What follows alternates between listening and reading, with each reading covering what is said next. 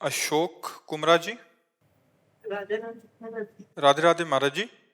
महाराज जी, कई बातें जो हमको परेशान करती हैं, जिनका वास्तविक जीवन से कोई लेना देना ही नहीं होता, जैसे कि लोगों ने कुछ कहा, रिश्तेदारों ने कुछ कहा। महाराज जी, इन बातों को दूर करने का क्या उपाय? नाम जप, मन को सोचने का समय ना देना, मन को पॉजिटिव सोच के लिए विवश कर देना, ये नाम जप से होगा, दूसरी किसी बात से नहीं होगा। नहीं तो मन कुछ ना कुछ सोचता रहता है और भजन की कमी के कारण वो निगेटिव ही सोचता रहता है। 10 साल पहले उसने क्या कहा था, इस बात से जलाएगा बैठाल के। उसको समय क्यों दो, उसको समय मत दो, ये बहुत बड़ा भूत है, इसको काम में लगाए रखो। राम राम राम राम, राधा राधा राधा राधा, कृष्ण कृष्ण कृष्ण। जितना इससे भजन करोगे उतने पॉजिटिव ये सोच फेंकेगा। हमारी बात समझ लो, हम सबको प्रार्थना करके कहते हैं, जितना आप भजन विमुख होगे उतने ये निगेटिव फेंकेगा, आपको परेशान कर देगा, डिप्रेशन में पहुंचा देगा। जितना नाम जप करोगे, सही आचरण करोगे, धर्म से चलोगे, पॉजिटिव विचार देगा। विचारों में सुख है, बाहर नहीं है। विचारों में सुख है, बाहर सुख नहीं है। एक निगेटिव विचार का आदमी हर स्थिति में जलेगा, एक पॉजिटिव विचार का आदमी हर बिगड़ी परिस्थिति में भी अपने आप को सुखी कर सकता है। देखो, निगेटिव पॉजिटिव हमारे दिमाग का विषय होता है और सुख दुख हमारे दिमाग से उपजता है, बाहर नहीं होता है। 2 ब्राह्मण बैठे थे तो एक भगत ने निमंत्रण दिया, आओ महाराज पंडित जी। दोनों को ले गया, खीर पुआ सब पवाया, 11-11 रुपया दक्षिणा दी। एक निकला मुस्कुराते हुए और एक निकला जलते हुए।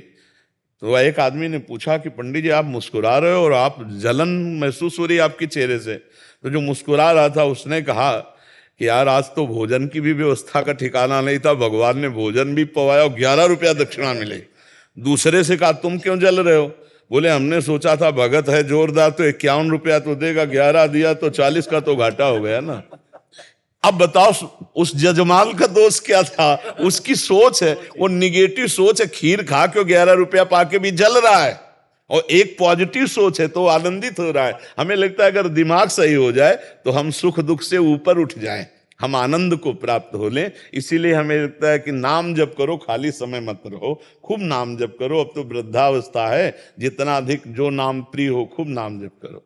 महाराज जी, फिर भी दिमाग उधर चला जाता। हाँ, फिर और करो और करो। हाँ, दिमाग को जाने के लिए जगह न दो, इतना थका दो नाम के कि वो बैठ जाए आराम से, भैया मैं थक गया, राधा राधा राधा राधा राधा राधा राधा, इतना उसे थका दो कि वो भागने के लायक न रह जाए, तो आनंद आने लगेगा। जहां ये रुका वहीं आनंद आता है। हाँ, इसका आनंद कहीं नहीं है, जहां मन लग गया वहीं आनंद का अनुभव कराता है। आप देख लो, किसी में भी आनंद नहीं है, केवल आपके मन को घसीट लें। आनंद कहाँ? जहां मन लग गया। अगर मन प्रभु में लग जाए तो आनंद हो सकता है। संसार में तो लगेगा ही नहीं, भागता घूम रहा है। इसलिए खूब नाम जप किया जाए। कुंडली जन्म पत्री बनानी जरूरी होती है, बनानी। अब ब्याह या करना हो तो जरूरी तो है ही। बाबा जी बनवाना हो तो कोई बात नहीं। तो जन्म कुंडली, अब लड़का बच्चा नाती बनाती है, इनके घर में ब्याह होना है तो जन्म कुंडली आदि की तो जरूरत। आजकल ऐसा समय आ रहा है कि कौन कुंडली देखता है, बोले कितने गुण मिले। ये सब कहाँ चल रहा है? अब तो लव मैरिज और लिव इन रिलेशन है, इनमें कहा। तो वैसे बनवा लेना चाहिए, जिससे शास्त्रीय पद्धति के लिए, विचार आदि के लिए जरूरी हो। महाराज जी, जिनकी ज्यादा कुंडली मिलती है उनकी लड़ाई हो रही है। देखो, लड़ाइयां तब बंद होगी जब सद्विचार होंगे। कुंडली से थोड़ी हो जाएगी। आपका सद्विचार हो तभी मंगल विचारों के अगर पत्नी कटु बोल रही और हम थोड़ा नम्र हो गए तो हम दोनों जीवन साथी का बढ़िया मंगल में जीवन। अरे थोड़ा कभी वो गुस्सा हो रही, हम थोड़ा डाउन हो गए, फिर कभी वो डाउन है तो अपनी बात रख दी। प्यार से चलना चाहिए, लड़ाई झगड़ा का। अगर पति पत्नी में प्यार नहीं रहा, अब आगे तो नहीं रहेगा। इसलिए हम साफ नहीं दे रहे, भविष्य इसलिए बता रहे कि जब 4 बॉयफ्रेंड ब्रेकअप हो चुके हैं तो पति से कैसा व्यवहार होगा? जब 4 गर्लफ्रेंड ब्रेकअप हो चुकी है तो पत्नी से कैसा मतलब आप दोनों तरफ ध्यान दीजिए। हम कई बार कहा है कि जिसको होटलों के भोजन का चाट लग जाता है उसको घर की रसोई अच्छी नहीं लगती। इसी से सब समझ लो, इसी से समझ लो कि फिर वो ये तो बहुत धन्यवाद है जो पति पत्नी प्रेम से पवित्र जीवन व्यतीत कर रहे हो। नहीं, बड़ा मुश्किल हो गया है। मन है, अब मन मनोरंजन में फंसा है तो कौन पति माने? पति अपनी तरफ जा रहा है, पत्नी अपनी तरफ जा रही, बोलो उस घर की हालत क्या होगी? लेकिन अभी हैं ऐसे गृहस्थ जो सद्भाव से चल रहे, तो हमें उनसे प्रार्थना जो सद्भाव से चल रहे कि यदि पत्नी असंतुष्ट हो किन्हीं कारणों से तो संतुष्ट करना चाहिए, समस्या को समझना चाहिए। लड़ना मारना पीटना ये राक्षसी व्यवहार ठीक नहीं। हम कह रहे हैं बिल्कुल न पटरी खाए तो सरकारी हिसाब किताब है भाई, आप संबंध विच्छेद कर लीजिए, लेकिन मारना पीटना लड़ाई झगड़ा, आप अपना जीवन जिए, हम अपना जीवन जी रहे हैं, लेकिन ये जो हिंसा आदि में उतर जाना ये ठीक नहीं। मारने का अधिकार नहीं, पीटने का अधिकार नहीं है, दंड देने का अधिकार नहीं है। आप कानूनी कार्रवाई कर लीजिए। आप अगर कुछ भी करते हैं तो कानून के खिलाफ होने के कारण फिर आपको जेल जाना पड़ेगा, नहीं जाना पड़ेगा। हाँ, इसलिए बहुत सावधानी से चले, क्योंकि आजकल मतलब कानून बहुत जोर के बने, होश में रहना। हाँ, आज का समय ऐसा नहीं है। हाँ, ऐसा बहुत बहुत सावधानी से मना के चलो। मना के चलो और परिवार सज जाएगा। देखो, देवी शक्ति है। अगर हम तो इतना कहते हैं, अगर चरित्र पवित्र है तो हर बात सह लेनी चाहिए। चरित्र पवित्र है तो हर बात सह लेनी चाहिए, चाहे पति हो चाहे पत्नी हो, एक दूसरे की कमियों को सह ले। चरित्र में हमारा थोड़ा ये है कि अगर तुम चरित्रहीन हो तो फिर हम संबंध कैसे चल पाएगा। अगर और कमियां सब हैं तो चलेगा, चरित्रहीन नहीं होना चाहिए। और आज हमारे नई संस्कृति में चरित्रहीनता बहुत फैल रही, नहीं फैल रही? तो हाँ, हमारी ये चरित्रहीनता हमारे गृहस्थी में बहुत बाधक बन जाएगी। इसीलिए नौजवानों से, नए भाइयों से प्रार्थना है कि आप अपने चरित्र को बचाइए, जो आपके जीवन को उज्जवल करने वाला है। चरित्रहीन जीवन अच्छा नहीं होता है, बड़ी समस्याओं में फंस जाता है चरित्रहीन जीवन। भरत भूषण जी, उत्तराखंड से। राधे राधे। राधे राधे महाराज जी। महाराज जी, मेरा सवाल है कि कुछ लोग दीक्षा नामदान गुरुजी से प्राप्त करने के पश्चात भी लोग गलत कार्य या लोगों का दिल दुखाने का काम करते हैं, जिसमें उनके गुरुजी की भी निंदा होती है। महाराज जी, ऐसे में आप जो अज्ञानी जीव हैं, केवल कान फुकवा लिए, उसको थोड़ी चेला कहते हैं। चेला तो होता है मन क्रम वचन त्रिशुद्ध सकल मत हम श्री हित हरिवंश उपासी। जो मन से, वचन से, कर्म से गुरु का हो जाए उसे चेला कहते हैं।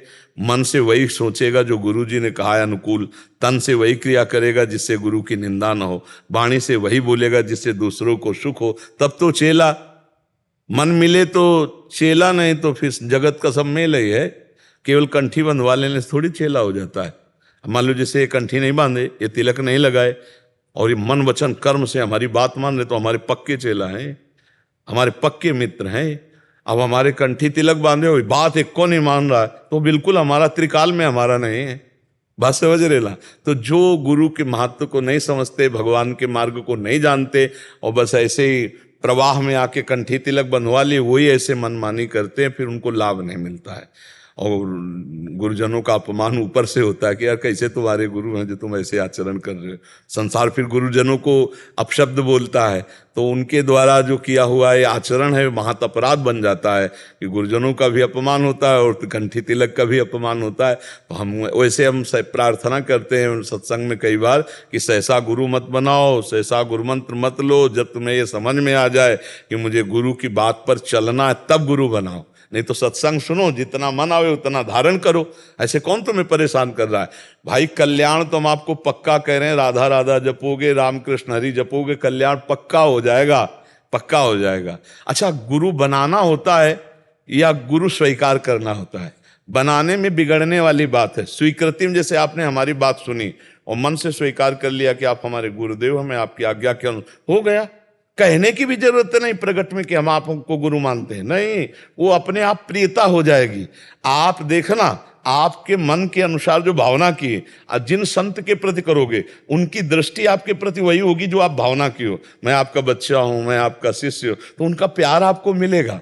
और आप कंठी तिलक बंधवाए, मनमानी आचरण करें तो जलन और पैदा होगी, सामने देखकर जलन पैदा होगी।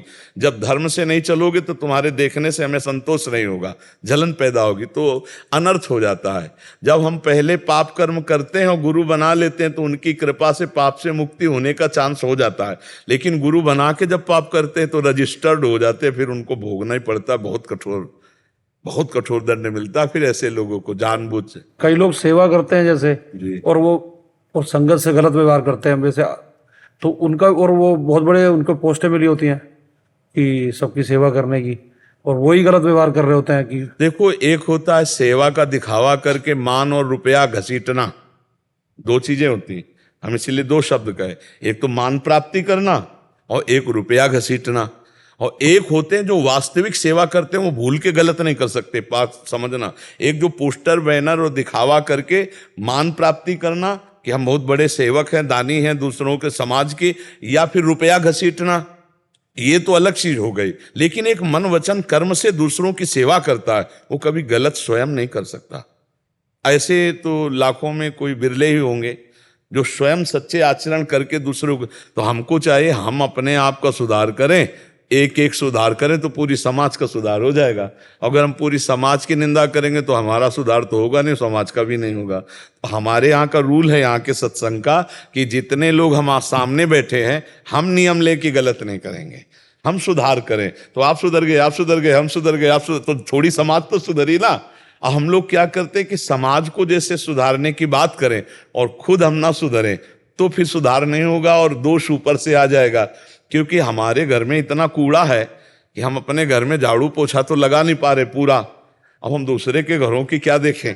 बात समझ रहे ना? तेरे भावे जो करे भलो बुरो संसार, नारायण तू बैठ के अपनो भवन बुहार।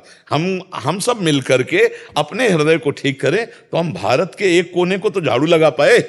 एक समाज तो सुधरी, 100 सुधरे तो सुधरे ना, 100,000 को सुधार देंगे, 1,000 लाख को सुधार देंगे तो हम लोग सुधरे। हमें चाहिए कि वर्तमान में जितने अपने लोग बैठे, अपने लोग गलत आचरणों के त्याग का संकल्प करें। अपने लोग दंभ पाखंड नाटकबाजी करके दूसरे से धन लेना, सम्मान पाना, ये सब छोड़ें। सच्चाई से, ईमानदारी से सेवा करें, ईमानदारी से हम धन कमाएं, ईमानदारी से परिवार और समाज की सेवा करें, तो अभी हम आनंदित हो जाएंगे। हमें लगता है हम दूसरों के ऊपर दोषारोपण ना करके हम अपने आप का सुधार करें तो बहुत अच्छा रहेगा। क्यों प्रभु जी? शिवम जी सुल्तानपुर अयोध्या से। जय जय श्री श्री हरिवंश महाराज जी, आपके चरणों में कोटि कोटि नमन। गुरुदेव, भक्ति के ठसक एवं भक्ति के अहंकार की सूक्ष्मता को हम जैसे साधारण भक्त कैसे समझें? मन का प्रवाह इंद्रियों के साथ प्रकृति की तरफ होता रहता है। मना खष्टान इंद्रियाणी प्रकृति स्थान कर सती। जब उनका स्वाभाविक परमात्मा की तरफ होने लगे तब समझ ले कि हमारी भक्ति रंग ला रही और ठसक आने लगी। जैसे माँ को माँ कहने के लिए हमें कोई विचार प्रमाण की जरूरत नहीं होती, ऐसे हम प्रभु के हैं जब ये दृढ़ विश्वास हो जाता है। भक्ति विश्वास से पुष्ट होती है। बिन विश्वास भगति नहीं, ते बिन द्रवहि न राम, राम कृपा बिनु सपन्यू, जीव न लह विश्राम। बिना विश्वास के भगति नहीं और बिना भक्ति के भगवान का अनुभव नहीं होता। तो जब हमारा ऐसा भगवान से दृढ़ विश्वास हो जाए कि जैसे माँ को हमें किसी प्रमाण की जरूरत नहीं माँ कहने के लिए, ऐसे हमें किसी प्रमाण की जरूरत नहीं कि मैं भगवान का हूँ, भगवान मेरे हैं। जब ये दृढ़ विश्वास हो जाए और मना खष्टान इंद्रियाणी जो प्रकृति स्थान कर सती, वो परमात्मा की तरफ हो जाए, हमारा मन और हमारी इंद्रियां जब भगवान की तरफ होने लगे तब समझ लेना चाहिए हमें भगवत भक्ति का प्रादुर्भाव हो गया है। अब हमारा काम हो गया। जब हमारा मन और हमारी इंद्रियां स्वाभाविक प्रभु की तरफ जाने लगे, जैसे विषयी पुरुष का मन स्वाभाविक विषय चिंतन करता है अनायास बिना प्रयास के, ऐसे ही भक्त का भगवान का चिंतन अनायास बिना प्रयास के होता है। तब मानना चाहिए कि हमारी भक्ति रंग लाई है, अब शुद्ध भक्ति आई है। और ये ठसक आ जाएगी, अपने आप आ जाएगी। जैसे पेट भरने लगता है ना, तो किसी दूसरे से प्रमाण की जरूरत नहीं होती, अपने को लगता है पेट भरने लगा। ऐसे ही जब आत्मानंद की अनुभूति, भगवदानंद की अनुभूति होती है तो ठसक आ जाती है। जैसे अलग अलग महापुरुषों ने अपनी ठसक दिखाई कि प्राणों को भी त्याग दिया, पर अपनी धर्म, अपनी निष्ठा, अपने भाव को कहीं भी कलंकित नहीं होने दिया। भारी से भारी पीड़ा और कष्ट में भी वो अपनी निष्ठा में रहे, अपने भाव में रहे। ये बात समझनी, तो वो दूसरा प्रमाण नहीं, वो आपका हृदय प्रमाण हो जाएगा। आपका हृदय ही प्रमाणित कर देगा। महाराज जी, उसके अहंकार से कैसे, जैसे कभी कभी आप कहते हैं कि अहंकार वो त्याज्य है जिसमें मैं के आगे कुछ भी लग जाता है। सीधी बात है इसमें, बस इतना समझो, मैं के आगे कुछ प्रकृति का लगता है वो त्याज्य है। मैं ऐसा मैं अगर भक्त भी लगेगा तब भी है? भक्त मैं अगर अब वो प्रकृति का थोड़ी है, वो तो परमात्मा का है। शब्द को पकड़ो। तो महाराज जी क्या भक्ति का अहंकार नहीं? नहीं, ऐसा नहीं होता। भक्ति का अहंकार भक्त के हृदय में होता ही नहीं है। भक्त के हृदय में भक्ति का अहंकार नहीं होता, भगवान का अहंकार होता है। अस अभिमान जाय जन भोरे, मैं सेवक रघुपति पति मोरे। मैं प्रभु का हूं, मैं परमेश्वर का हूं। ये निंदनीय नहीं है।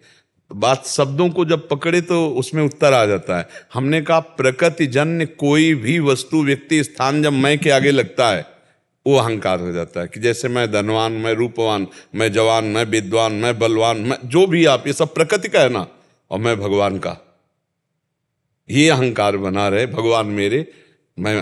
तो ये अहंकार नहीं है, ये बंधनी है। यही भगवत प्राप्ति की तरफ हमें अग्रसर करेगा। जैसे हम लोग बोलते हैं श्यामाजू के बल अभिमानी, हमारे माई श्यामाजू को राज। तो ये प्रकृति जन्य थोड़ी है, ये तो परमात्मा जन्य है। प्रकृति जन्य जहां मैं के साथ कुछ जुड़ा, बहुत कुछ है, मतलब पूरा प्रपंच है इसी में। मैं बहुत अच्छा डॉक्टर हूं, मैं बहुत अच्छा मास्टर हूं, जो भी मैं प्रकृति जन्य जुड़ा वही बंधन कारक है, और जब परमात्मा जन्य जुड़ा तो वही मोक्ष का कारक है। अहंकार शुद्ध ब्रह्म है। जो अहंकार मैं है वो शुद्ध ओंकार स्वरूप परमात्मा स्वरूप है। उसके साथ जो जुड़ गया वही माया बन गया। जैसे मैं पुरुष हूं, मैं स्त्री हूं, मैं के साथ जो प्रकृति जुड़ गई वही माया है, और जो उस प्रकृति से अब मैं को बचा ले तो वही मैं ब्रह्म है, शुद्ध ब्रह्म मैं है। बस जी। वंदना मिश्रा जी, बल्लिया। राधे राधे महाराज जी। महाराज जी, गीता जी में भगवान कहते हैं कि आत्मा निर्विकार है, उसे कोई विकार छू ही नहीं सकता। तो महाराज जी, कर्मों के अनुसार स्वर्ग नरक कौन जाता है? अंतःकरण चतुष्टय में आसक्त जीव। अब इसको किसका प्रश्न है? हाँ, अब शास्त्रों को पढ़े हो, सत्संग किए होगे तो जानोगे, क्योंकि बड़ा गूढ़ विषय है। देखो, स्वप्न में आपने देखा कि बहुत अच्छा कभी स्वप्न आता है, कभी बहुत बुरा स्वप्न आता है। तो उसमें जब बुरा स्वप्न आता है तो हमें दुख होता है, और जब अच्छा स्वप्न आता है तो सुख होता है। लेकिन आप देखते हैं कि दुख सुख भोगने वाला शरीर सैया में, एसी रूम में आराम से पड़ा होता है, न दुख होता है न सुख होता है। पूरा झूठा है कि नहीं? स्वप्न में देखा, सब जो भी देखा, जागृत पर आपको झूठा नजर आया नहीं आया ना? लेकिन उस समय जब स्वप्न में होते हैं तब भोगना होता है कि नहीं? अगर पिटाई हो रही तो पक्की पिटाई हो रही, अगर सुख मिल रहा है तो पक्का सुख मिल रहा है, ऐसा लगता है ना। स्वप्न में तो नहीं लगता कि झूठा है। जो सपने सिर काटे कोई, बिन जागे दुख दूर न होई। एक भ्रम मन में स्वप्न जागृत कर देता है, और अपने को नहीं, बड़े बड़ों को। एक बार महाराज जनक जी ने स्वप्न में देखा कि वो बहुत गरीब हो गए, राज छिन गया, राजा थे। अब वो इतने भूख से पीड़ित हैं कि उन्होंने कई घरों से मांगा, तो कुछ दाल चावल एकत्रित कर पाए तो मिट्टी के भांडे में उसे पका रहे थे।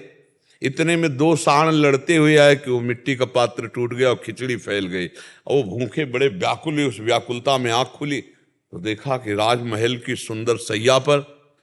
तो उनका ये सत्य कि वो सत्य। बड़े बड़े ज्ञानी जन उनकी सभा में बैठते थे, सभा में आके केवल इतना ही पूछा, यह सत्य कि वह सत्य। अब कुछ यह हुआ कि व्याख्या हो तो उत्तर हो, कोई उत्तर नहीं। तो उन्होंने कहा सब विद्वानों का भरण पोषण करते हैं, तब तक नहीं जाने देंगे, नजर कैद रखेंगे जब तक हमारे प्रश्न का उत्तर नहीं होगा। तो बड़े बड़े ब्रह्म ऋषियों को, तो अष्टावक्र जी एक बार बालकों के साथ खेल रहे थे, तो बड़े प्रवीण थे अष्टावक्र जी, 8 जगह से टेढ़े थे, और ये टेढ़ापन भी उनके पिता के द्वारा दिया हुआ था। शास्त्र में पढ़ना, उनके पिता वेद उच्चारण कर रहे थे तो गर्भ से आवाज आई, अशुद्ध बोल रहे हो। तो पत्नी से कहा, ये कौन मेरे वेद उच्चारण में अशुद्धता का कौन बोध करा रहा है? बोले आपका बेटा है गर्भ में। बोले इतना टेढ़ा है कि गर्भ ही से मुझे टोक रहा है, जा अष्टवक्र हो जा। तो 8 जगह से वो टेढ़े थे। अब 1-2 जगह से टेढ़ा आदमी चले तो कितना, तो फिर 8 जगह से टेढ़े, पर बहुत प्रवीण थे। तो बच्चों से वो जीत जाते थे। तो बच्चों ने कहा इतने बड़े प्रवीण हो तो तुम्हारे पिता बंदी बने हुए हैं महाराज जनक जी के यहाँ नजर कैद, भला उनको छुड़ा के ले आओ। तो उनको आज तक तो माता ने मुझे बताया ही नहीं। घर गए और कहा माता पिताजी कहाँ हैं? तो उनको डर था अगर ये गया और इनको भी नजर कैद कर ले तो मेरे पास तो कोई रह ही नहीं जाएगा। तो जब कहा मां सत्य को साक्षी करके बोलो पिताजी कहाँ है, तो उनका महाराज जनक ने नजर, सब व्यवस्था ऋषि मुनियों की तरह स्वागत, आप जा नहीं सकते जब तक प्रश्न का उत्तर नहीं होगा। राजहट अष्टावक्र जी गए, अभी बालक ही थे। जे सभा में देखा तो सब हंस पड़े। तो अष्टावक्र जी मंच में जब कहा मैंने तो समझा था ज्ञानियों की सभा है, लेकिन यहां तो एक भी ज्ञानी नहीं है। तो उनका आप ऐसा कैसे कह सकते हैं हमारी सभा को? राजा जनक जी से बोले हंसे क्यों? तो बोले आपके अंग 8 जगह से टेढ़े हैं। हाँ, तो यहां आत्मदर्शन करने वाला कोई नहीं है। या मांस चमड़ा और हड्डी देखने वाला क्या ज्ञानी कहा जाता है? क्या मांस चमड़ा और हड्डी देखने वाला ज्ञानी कहा जाता है? ज्ञानी आत्मदर्शन करता है। क्या आत्मा टेढ़ी मेढ़ी है? क्या आत्मा का यह स्वरूप है? सब चुप। हाँ बोल जनक, तेरा क्या प्रश्न है? बड़े बड़े ऋषियों को बंदी बना रखा है, नजर कैद, क्या प्रश्न है? बोले यह सत्य की वह सत्य। बोले ना यह सत्य ना वह सत्य। जब तू जागृत में हुआ तो तेरा स्वप्न सत्य हो गया, और जब तू स्वप्न में था तो जागृत असत्य था। जो एक ही क्षण में असत्य हो जाता है वो सत्य कैसे हो सकता है? ना ये सत्य ना वो सत्य। कूद पड़े सिंहासन से, चरणों में गिरे। अष्टावक्र जी जनक जी के गुरु है। अष्टावक्र जी, अष्टावक्र गीता का उपदेश किया उन्होंने। तो देखो आत्मस्वरूप निर्विकार और बंधन मुक्त है, पर वही आत्मस्वरूप जानबूझ के बंध गया। क्या? मैं स्त्री मैं पुरुष, ये देह भाव। इसके अंदर अंतःकरण सूक्ष्म शरीर है, तो स्थूल शरीर तो छूट जाता है, और सूक्ष्म शरीर में आसक्त हुआ जीव कर्मानुसार नरक और स्वर्ग को भोगता है। निर्लेप है पर आसक्त हो गया, इसलिए भोगना पड़ रहा है। यही बंधन है। यद्यपि मृषा, गोस्वामी तुलसीदास जी करे, पर छूटत कठिन है। आत्मस्वरूप को न कभी बंधन हुआ है न कभी होगा, लेकिन इस शरीर से ममता हो गई। इसके ममता के कारण, अज्ञान के कारण पाप कर्म बन गए, पुण्य कर्म बन गए। अब दोनों को जबरदस्ती ना भोगता होते हुए भी भोगना पड़ेगा।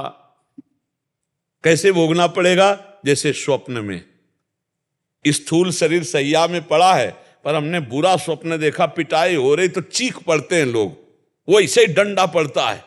बिल्कुल झूठा, ना डंडा, ना मारने वाला, ना वहां मरने वाला, कोई नहीं होता। एक मन केवल होता, सब पूरी सृष्टि मन ने कर ली। ऐसे ही स्वर्ग नरक है। आत्मा को कभी कोई कष्ट न था, न है, न रहेगा, न बांध सकता है, न बंधा है। पर यह ज्ञान तब होगा जब शरीर आसक्ति से रहित हो जाओ, सब कर्मों को विध्वंस कर दो, तब तुम अपने स्वरूप को जान जाओगे। जब अपने स्वरूप को जानोगे तो निर्विकार चिदानंदमय आपका स्वरूप है, और जब तक ये जानोगे नहीं तब तक पिटोगे। अब देखो, बात चाहे जितना करो, ईमानदारी से देखो तो आप अपने को स्त्री मान रहे हैं, आप अपने को पुरुष मान रहे हैं, ना, तो फिर आपको भोगना पड़ेगा। जो इस शरीर से कर्म करोगे उनको भोगना पड़ेगा। और अगर आप अपने स्वरूप को जान गए तो अभी जीवन मुक्त हो जाओगे। ये गेम है, गेम, ये खेल है, आपका ही खेल है, आप अपने खेल में फंस गए हो। अगर आप जैसे कैसे बंधे? बोले बंधे हो कीर मरकट की नाई। एक मटकी में छुहारे भर दिए गए, उसका मोहरा कमजोर, कम। अब दोनों हाथ बंदर ने डाल दिए, छुहारे कस के पकड़ लिए। अब वो सोचता है कि मुझे किसी ने पकड़ लिया। अब वो घंटों कोशिश करता है छुड़ाने की, लेकिन छुहारा छोड़ने की कोशिश नहीं करता। अगर वो छुहारे छोड़ दे तो मुक्त है। ऐसे ही 5 ज्ञानेंद्रियों से भोगों में हम लिप्त है। हम समझते मुझे किसी ने पकड़ रखा है, अब मैं बंध गया, अब पिटना पड़ेगा। काल कर्म स्वभाव गुण घेरा, जो कर्म करोगे वो सब भोगने। 5 ज्ञानेंद्र मना कष्टाल इंद्रियाड़ी प्रकृति स्थाली कर सती।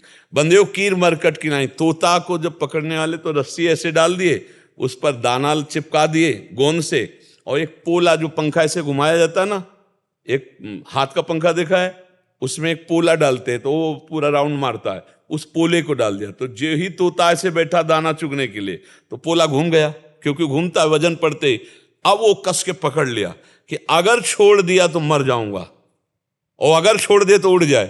बस ऐसे ही तो गोस्वामी तुलसीदास जी कह रहे, जड़ चेतन ही ग्रंथि पड़ी गई, यद्यपि मृषा छूटति कठिनई। इसी को छोड़ने के लिए अध्यात्म है कि तुम जाग जाओ।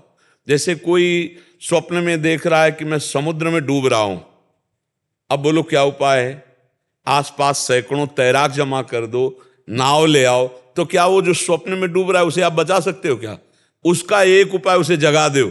जहां जगा तो ना एक बूंद पानी नहीं, वो डूब रहा था समुद्र में। वो अरे बस ऐसे ही जेहि जाने जग जाए हेराई, जागे जथा स्वप्न भ्रम जाई। जैसे जागने पर स्वप्न का भ्रम नष्ट हो जाता है, ऐसे ब्रह्मबोध होने पर संसार नहीं है, एकमात्र परमात्मा ही परमात्मा है, दूसरा कोई नहीं। बच्चा बात समझ में आ रही? हाँ, नाम जप करो, शास्त्रों का स्वाध्याय करो, संतों का संग करो, चरित्र पवित्र रखो, तो फिर ये अध्यात्म की बातें समझ में आ जाएंगी। निशा सिंह जी लखनऊ से। ठीक। महाराज जी आपके चरणों में कोटि कोटि प्रणाम। महाराज जी, शारीरिक अस्वस्थता है या आध्यात्मिक स्थिति, इसके लक्षण में भेद कैसे जाने? जैसे भूख ना लगना, कुछ अच्छा ना लगना, ये स्थिति है, या शारीरिक कमजोरी समझ में नहीं आना, डॉक्टर पूछते हैं तो बता दिए लक्षण, फिर बाद में कई बार मन में आता है कि ये स्थिति लक्षण कहीं भक्ति के तो नहीं थे? भक्ति के जब लक्षण होते हैं ना, तो आनंद की अनुभूति होती है, उसमें कोई किसी से पूछना थोड़ी पड़ता कि भक्ति के लक्षण। प्रेम, अपने प्रियतम के प्रेमोन्माद में न धूप, न भूख, न कष्ट, न नाना प्रकार के रोगों की पीड़ा, कुछ तो अपने आप समझ में आता ना। सामने मानस पटल पर प्रभु है, प्रभु का आनंद है, तो उसी आनंद की उमंग। अब कोई पूछ रहा है कि क्या स्थिति है, तो शरीर की स्थिति को भांप भी नहीं पाता, तो अपने को पता है कि अपनी भक्ति के रंग में है। तो ऐसे थोड़ी होता है कि हमें पता नहीं कि ये सांसारिक रोग है कि ये भक्ति का रोग। क्योंकि जब श्री जी का चिंतन होगा तब वो एक मुख प्रसन्न तन तेज विराज, एक अद्भुत। और जब किसी का चिंतन होगा निगेटिव तो अलग चिंतन होता है। तो ऐसे अपने को पता है कि रोग का कष्ट है या भगवदानंद की पीड़ा है। भगवदानंद में भी पीड़ा है। जो मीरा जी कहती, जो मैं ऐसा जानती प्रीति किए दुख होए, नगर ढिंडोरा पीटती अजी प्रीति ल करियो कोई। तो जो भागवती की स्थिति होती है वो खुद आपको पता होगी, क्योंकि जाने मोरी छाती, मीरा जी कहती मेरा हृदय जलता है। तो उसके लिए किसी से प्रमाण की जरूरत थोड़ी है। क्यों? भागवती की स्थिति में किसी से प्रमाण की थोड़ी जरूरत। और देखो, भागवती स्थिति में बताएं, तन चाहे जितना कमजोर हो जाए, लेकिन उसका अध्यात्म बल बहुत पुष्ट होता है, उसे कोई रोग नहीं होता। जैसे मीरा जी के वैद्य बुलाए जाते हैं, 6-6 दिन मीरा जी न भोजन करती न पानी पीती, शरीर पीला हो रहा है। वो खुद अपने पदों में लिखा है कि पान जैसा पीला शरीर हो रहा है। घर के लोग समझते हैं रोग हो गया, पिंड रोग, और आके वैद्य देखते हैं तो वैद्य से कहती कि तुम्हारी सामर्थ्य नहीं कि तुम हमारी नाड़ी पकड़ सको, हमारी नाड़ी पकड़ने के लिए वैद्य संवलिया होए। जब स्वयं ठाकुर जी आवे पकड़े तो समझ पाएंगे कि प्रेम रोग है। तू बाहरी वैद्य शरीर का क्या जान पाएगा। और पीला शरीर हो जाता है, कई दिन भोजन, तो अपने को पता है, मीरा जी को पता है ना कि मेरे को क्या है। ये तो किसी वैद्य से प्रमाण लेने की दूसरे से जरूरत थोड़ी है। जब हमें भगवदानंद की अनुभूति होती है और उसके बल पर खान पान विश्राम ये सब फीका लगने लगता है, तो हमें पता है ना किस आनंद के बल से। जब भगवान के प्रति प्रेम बढ़ता है तो नहीं खान पान ते भावे है, नहीं कोमल वसन सुहावे है, सब विषय लगे ते खारा है, हरि आशिक का मग न्यारा है।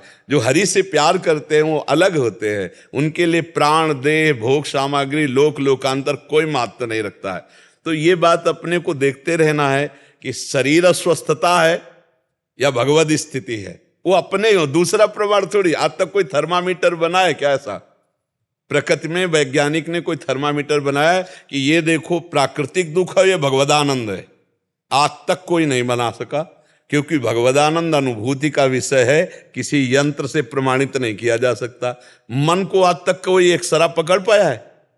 एक्सरा, अल्ट्रासाउंड, सिटी स्कैन, कोई यंत्र है देश विदेश कहीं जो मन को कि देखो ये मन?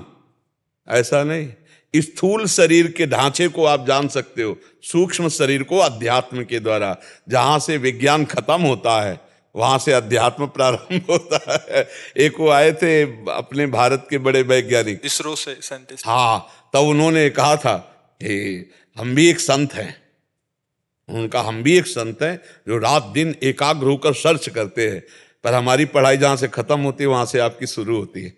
उन्होंने कहा कि हम भी एक है, लेकिन हमारी पढ़ाई जहाँ से खत्म होती है वहाँ से आपकी शुरू होती है, क्योंकि सूक्ष्मता ही परमात्मा प्राप्ति के लिए स्थूलता का त्याग, और स्थूल की ही सारी वैज्ञानिकता है, सूक्ष्म की थोड़ी है। और सूक्ष्म से भी परे कारण, कारण से भी परे आत्मस्वरूप, इसका बोध होता है संत महापुरुषों का, जो आत्मस्वरूप, वो तो स्थूल सूक्ष्म कारण तीनों से परे है। महाराज जी, जैसे यहाँ पे जितने लोग बैठे हैं सबके लिए सुख अलग है, दुख अलग है, तो असली सुख और दुख को कैसे पहचाने कि सुख क्या है और दुख क्या है? सबकी अलग परिभाषा। हाँ, सब अपने अपने अनुकूलता और प्रतिकूलता को समझते हैं, लेकिन सुख वो है जिसके प्राप्त होने के बाद कुछ पाना बाकी नहीं रहता। जैसे केवट को मिला, जब भगवान के चरण पखार रहा है ना केवट, तो अति आनंद उमगी अनुरागा, शब्दों को देखिए, अति आनंद उमगी अनुरागा, चरण सरोज पखारन लागा। इसके बाद भगवान उसको सिया जी की स्वर्ण मुद्रिका देते हैं। तो क्या कह रहा है? अब कछुनाथ ना चाही मोरे, दीन दयाल अनुग्रह तोरे, बहुत काल में कीन मंजूरी, आज दीन सब विधि भल पूरी। बहुत जन्म हो गए भटकते भटकते, मंजूरी करते, मालिक आज आपके चरण आ रहे। ये सुख है। भगवदानंद जब मिलता है तब तृप्त हो जाता है, कोई चाह नहीं रह जाती। अपनी अपनी मन की मान्यता के अनुसार सुख दुख इसी संसार में चयन किए जाते हैं, लेकिन जिनको तुम सुख समझ रहे हो, आज तक कोई सुखी हुआ हो, अभी तक कोई सुखी हो तो बता देना, तुम्हें देखने को मिलता है। इसलिए भाई, सुख दुख की परिभाषा ये जो मानी हुई है, ये दुख ही है। जिसे तुम सुख समझते हो, ये सुख नहीं, सुख की छाया है, समझ पड़ती नहीं है, मेरे गिरधर की माया है। सुख तो भगवान में है, सुख तो सच्चिदानंद भगवान में है। और खाली आदमी रहे तो भी नाम जपते रहो, और क्या, कहीं भी रहो चाहे। ठाड़े बैठे परे उताना, कबीर का हम राय ठिकाना। खड़े हैं, बैठे हैं, अपवित्र हैं या पवित्र हैं, कैसे भी हैं, नाम हर समय जपते रहो, नाम न छोड़ो, चाहे शौचालय में क्यों ना बैठे हो। अगर वहीं दिल फेल हो गया तो ये तो मृत्यु थोड़ी सोचेगी कि सोच लो, नहा धो लो, फिर हम तुम्हें आ रहे। मृत्यु का तो ऐसा खेल है कि आर्डर हुआ, सामने भोजन आया और ऐसे किया और ऐसे नहीं कर पाए, गए। तो इसलिए हर समय राधा राधा राधा, उठते बैठते चलते फिरते खाते पीते हर समय राधा राधा। सुरेंद्र कुमार जी, गुरुदेव आपके चरणों में कोटि कोटि प्रणाम। गुरुजी, पहले मैं शराब मीट अंडा तंबाकू का सेवन करता था, तब से मेरी जिंदगी बहुत आराम से व्यतीत होती थी। जब से मैंने आपका सत्संग सुना, मैंने सब नशे छोड़ दिए, भजन करने लगा, तब से थोड़ा सा कष्ट होने लग गया है। आप ये तो देखो, जब कपड़ा गंदा हो जाता है और उसकी जब धुलाई होती है तो थोड़ा तो चोट सहनी पड़ेगी। अब जन्म जन्मांतरों से हमारा हृदय गंदा रहा, अब जब हम भजन में चल रहे हैं सत्य मार्ग में, तो अब धुलाई हो रही। थोड़ा चुप रहो, थोड़ा उससे शांति से सह जाओ, आगे मंगल होगा। गंदे आचरण करने से सुख की प्राप्ति नहीं होती, केवल ऐसा लगता है। शराब पीने से, मांस खाने से, पराई माता बहनों की तरफ गंदी दृष्टि करने से कहीं सुख मिल सकता है क्या? इतना बड़ा प्रतापी रावण जो भगवान शंकर की आराधना करता था, इतना बलवान था, देखो गंदे आचरण के कारण ही नष्ट हो गया। रहा न को कुल रोवन हारा। तो थोड़ा धर्म से चलने पर कष्ट तो हम मानते हैं आएंगे, क्योंकि जैसे दाग लग गया है, अब उसे छुटाना है तो रगड़ना पड़ेगा, उसको पटक पटक के कपड़ा धोना पड़ेगा, तो थोड़ी पटकन तो लगेगी, लेकिन निर्मल हो जाओगे, आनंदित हो जाओगे। हमारे बहुत जन्मों के पाप जमा हैं, इस जन्म के भी पाप हैं, लेकिन हम आपको धन्यवाद देते हैं कि आप इस जन्म की गलतियों को छोड़कर अब सच्चाई से चल रहे हो। तो ऊबना नहीं। देखो, गलत कर्म का फल मिलता है, तो क्या ये अच्छे कर्म का फल नहीं मिलेगा? आप सोचो, ये तुम्हारी नई खेती है, वो पुरानी खेती है। अब जो चल रहे हो, इसका फल नहीं है दुख, इसका फल है सुख। लेकिन जो बोया है उसका फल है दुख, वो आपको काटना पड़ेगा। ये पुरानी फसल है, इसको काट लीजिए। जो अभी फसल डाली है ये जब रंग लाएगी तो आनंदित हो जाओगे, बहुत सुखी हो जाओगे। हमारी बात मान लो, नई फसल को पुरानी से मत जोड़ो। अंदर जलता है जब मुझे कोई, तभी तो सोना जब जलाया जाता है तभी उसका दोष नष्ट होता है, तभी वो चमकता है। तो ये जलन मन को हो रही, जिस मन ने गलत किया है, तुम्हें नहीं हो रही। और इसी को जो सह गया, भगवान श्री कृष्ण चंद्रजू गीता में कहते हैं, यम ही न व्यथ्यंते ते पुरुषम पुरुषर शव सम दुखा सुखाधीरम सोमृतत्वाय कल्पते। व्यथा माने जलन, जो हृदय की जलन को सह गया और सुख दुख को समान भाव से, वही परम पद का अधिकारी हो गया। तो जलन हो रही तो भगवान की कृपा हो रही, चुपचाप सह जाओ। जितना मटकी आवे में रखकर पकाई जाती है उतना ही बढ़िया वो पानी रखने लायक होती। कच्ची मटकी में एक बूंद पानी डाल दो, वहीं से छेद हो जाएगा। सूर्य के ताप से तपाने पर भी वो पानी रखने लायक नहीं होती। कच्ची मटकी जब आवे पे रखी जाती है तब होती है। ऐसे एक कांच है, ऐसे कंकड़ मारो टूट जाएगा, और एक कांच है गोली मारो तो नहीं टूटेगा। उसे बुलेट प्रूफ कहते हैं। कैसे गरम ठंडा गरम ठंडा गरम ठंडा करके बुलेट प्रूफ बना दिया गया। उसको ऐसे प्रोसेस में डाला गया कि कांच तो वो भी है, गोली को सह जाएगा। तो अब तुम सही मार्ग पे चल रहे हो, तो अब तुम्हारे अंदर प्रोसेस शुरू हुआ तुम्हें मजबूत करने का। को मन से गुरु मान लिया है। गुरु तो भगवान है, मनुष्य कभी गुरु नहीं हो सकता। हाँ, हम अपने को जानते हो क्या समझते हैं? पोस्टमैन का काम क्या है? मालिक की वस्तु आप तक पहुंचा दे, आपकी बात मालिक तक पहुंचे। सरकारी आप भगवान की बात आपको बता दी और आपकी बात भगवान को बता दी कि जीव है, करुणा करो। हम पोस्टमैन का काम, और हमको मिलती भगवान की कृपा, भगवान की भक्ति, भगवान का दुलार। जैसे आप 50 लोग भगवान नाम कीर्तन कर रहे हो तो हमारे हृदय में बड़ी शीतलता। आप जो भजन करते हो ना, उससे हमको भी आनंद मिलता है। जैसे आप गलत रास्ते में चल रहे तो देख के हमारे जलन होगी, यार मेरा भारतवासी, मेरे धर्म में चलने वाला एक कैसे गलत आचरण। और जब आप जैसे सब छोड़े तो हमने कहा नहीं धन्यवाद आपको। किस बात का धन्यवाद? जैसे बच्चा दूध पी लेना तो माँ कहती है धन्यवाद, बहुत सुंदर मेरा बच्चे ने दूध पी ले। तो दूध पीने से स्वस्थ तो वही होगा, लेकिन सुख माँ को हुआ। ऐसे संत महात्मा गुरुदेव, इनको सुख होता है जब समाज भगवत मार्ग में चलती है, आनंद के मार्ग में चलती है। खूब धैर्य पूर्वक चलो, विचलित मत होना। आदित्य भारद्वाज जी, राधे राधे महाराज जी। महाराज जी, जीवन में तनाव होने का मूल कारण क्या है? उसे पहचानना कैसे? अज्ञान, भ्रम। उसी अज्ञान भ्रम से हमारे अंदर कामनाएं उत्पन्न होती हैं, और जब कामनाओं की पूर्ति नहीं होती तो हमारे अंदर असंतुष्टता आती है। हमारे कामा संजायते क्रोधा, हमारी बुद्धि मलिन होने लगती है। कामनाओं की पूर्ति में भी लोभ जागृत होता है और भोगने की इच्छा जागृत होती है। कामना की पूर्ति में बाधा पड़ने पर क्रोध जागृत होता है। क्रोध हमारी स्मृति को छीनता है। स्मृति में मूढ़ता आती है, बुद्धि नष्ट हो जाती है। बस वो तनाव, जिसे डिप्रेशन कहते हैं ना, तो डिप्रेशन होना शुरू हो जाता है। विषयों का जो चिंतन है यही नाश की जड़ है। और अज्ञान के कारण हमको ऐसा लगता है कि यदि हमें मनमानी विषय भोगने को मिल जाए तो सुखी हो जाए। देखो, हमें जो धन प्रिय है ना, वो धन नहीं प्रिय है, धन से विषय मिलते हैं इसलिए प्रिय है। अगर रुपया प्रिय हो तो उसकी कोई खास बात है? रुपया प्रिय नहीं है, रुपया से सामग्री मिलती है। हम जो चाहे वो भोग सकते हैं, जहां चाहे जा सकते हैं। रुपये का प्रयोग प्रिय है, इसलिए रुपये की मान्यता है। अब वो प्रयोग क्यों प्रिय है? क्योंकि मन और इंद्रियां उसे अच्छा मानती हैं कि ये भोग लूं, ये देख लूं, ये छू लूं। तो मन और इंद्रियां जिनके पास ये सब भोग हैं, उनके क्यों नहीं तृप्त हो गए?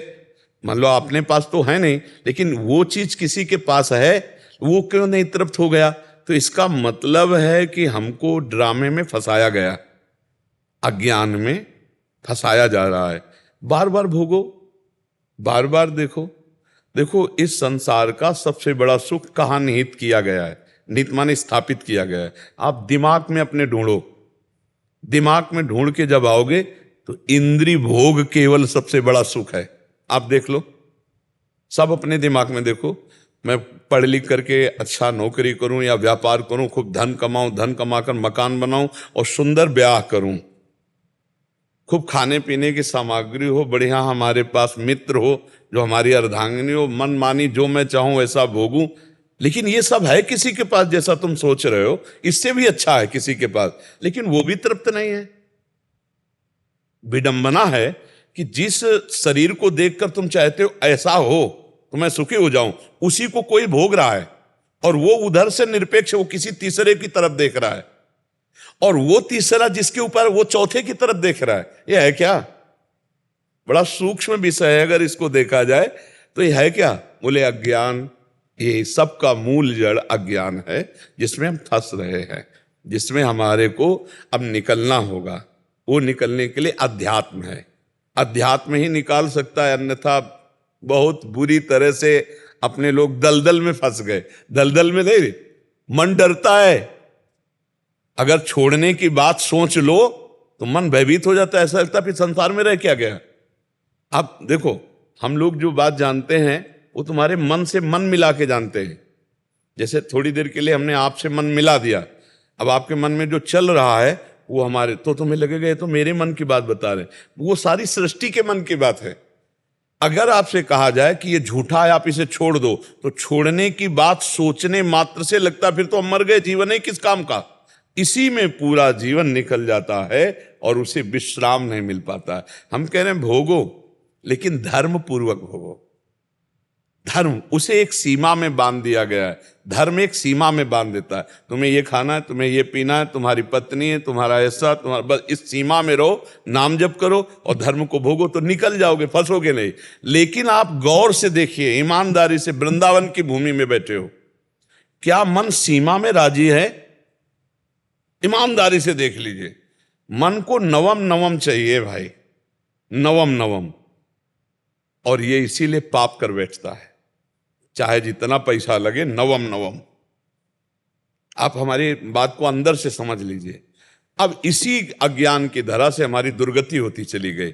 और नवम नवम असली में है तो भगवान है, जिनकी नयो नेह नव रंग नयो रस, नवल श्याम वृषभानु किशोरी, नव पीतांबर नवल चूनरी, नई नई बूंदन भींजत गोरी, नव वृंदावन हरित मनोहर, नव चातक वो, सब नवीन, सब नवीन। और उस नवीन में तो तृप्त हो गया जीव।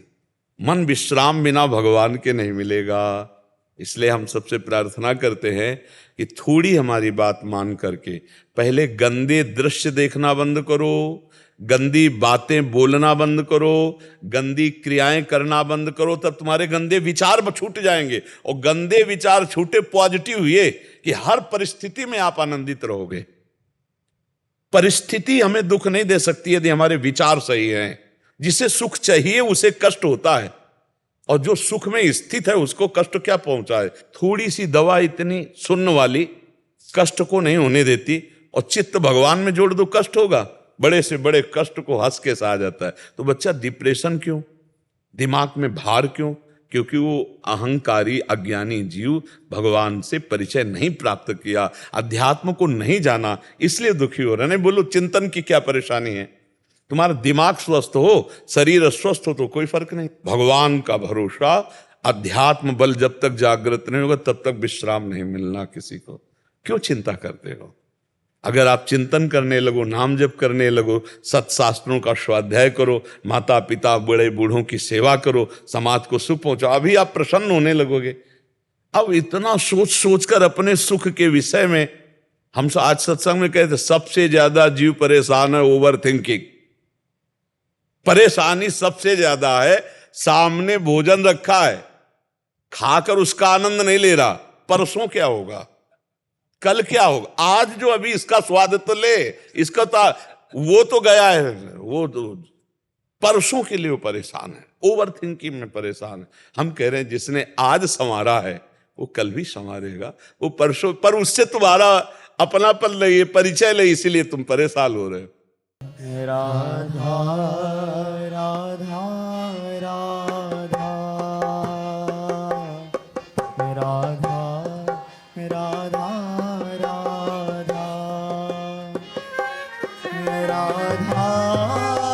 राधा राधा राधा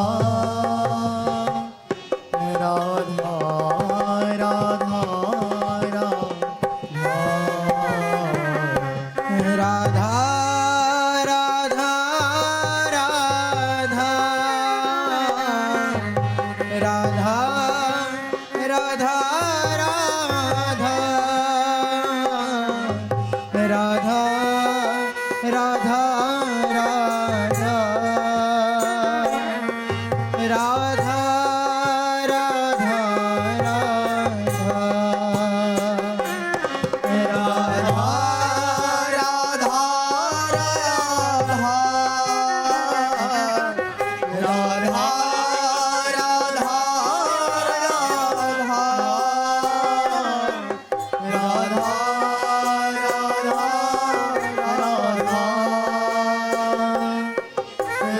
राधा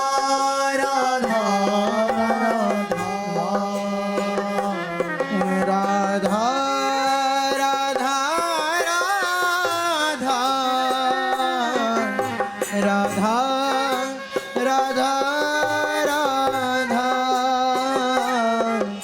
राधा राधा राधा